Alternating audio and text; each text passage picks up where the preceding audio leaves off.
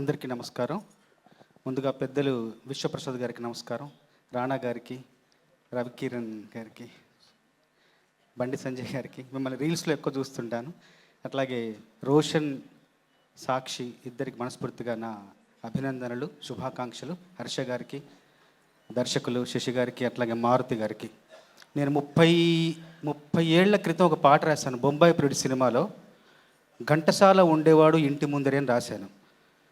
ఈ సందర్భంగా సందీప్ రాజు ఉండేవాడు సందు చివరనే, మణికొండలో మా ఇంటి ఎదురుగానే ఉంటారు ఆయన. ఒకప్పుడు ఉండేవారు. చాలా చాలా చాలా అత్యంత ప్రతిభావంతుడు, సున్నితమైన హృదయం కల దృఢమైన భావుకుడు ఆయన. చాలా చాలా కథ కానీ, కథాంశం కానీ, సన్నివేశాలు కానీ ఎంతో గొప్పగా చెప్తారు. ఇందులో ఒక పాటను సృష్టించిన సందర్భం నా మనసుని చాలా ఆకట్టుకుంది.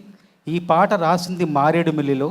మారేడుమిల్లి నాకు జీవితాంతం గుర్తుంటుంది, ఎందుకంటే ఈ పాట పుట్టిన చోటుగా మారేడుమిల్లి నేను మర్చిపోలేను. అంత మంచి పాట సృష్టించే అవకాశం ఇచ్చిన సందీప్ గారికి, కాలభైరవకు మనస్ఫూర్తిగా ధన్యవాదాలు. ఇలాంటి వేదికల మీదకి రావాలంటే ధైర్యం ఇచ్చే 4 మాటలు అవసరం ఉంటాయి. ఆ 4 మాటలు ఈ పాటలో రాశాను. చందమామ వెలుగిస్తుంది ఏ సడి లేక, సవ్వడి లేక, అలజడి లేక, నిండు ప్రేమ వెలికొస్తుంది ఏకాంతంగా, నిస్వార్థంగా, నిశ్శబ్దంగా.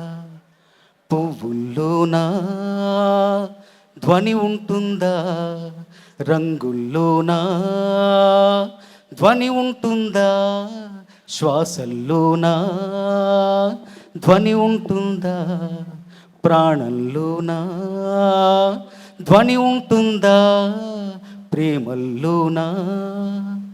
ఈ శబ్ద కాలుష్యాల అవసరముందా. శబ్ద కాలుష్యాల అవసరం లేని చిత్రం ఇది. కాకపోతే ఈ సినిమా తాలూకు నిశ్శబ్ద విజయ శబ్దం మాత్రం చాలా భారీగా, ఘనంగా వినిపించబోతుందన్న ఒక నమ్మకంతో, విశ్వాసంతో ఈ చిత్రంలో పాట రాసే అవకాశం ఇచ్చిన సందీప్ గారికి, అట్లాగే కాలభైరవకి మనస్ఫూర్తిగా ధన్యవాదాలు తెలియజేసుకుంటూ, విశ్వప్రసాద్ గారు కూడా మనస్ఫూర్తిగా ధన్యవాదాలు. అందరికీ శుభాకాంక్షలు.